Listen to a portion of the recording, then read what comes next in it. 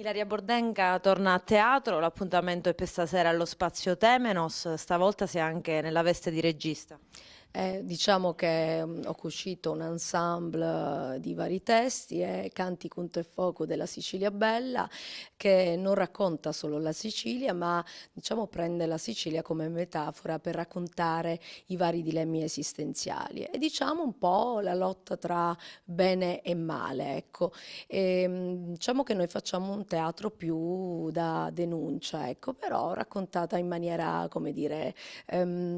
fruibile un po' per tutti, quindi anche per i bambini, ecco. Diciamo che è un ensemble tra varie arti, quindi tra il teatro, la musica, l'arte circense e anche un po' di musical. Abbiamo diversi artisti che fanno parte del gruppo, diciamo una parte, perché alcuni mancano, però ringrazio chiaramente Fabio Guelli che mi segue in questo progetto che va diciamo in giro un po' non solo in Sicilia perché diciamo,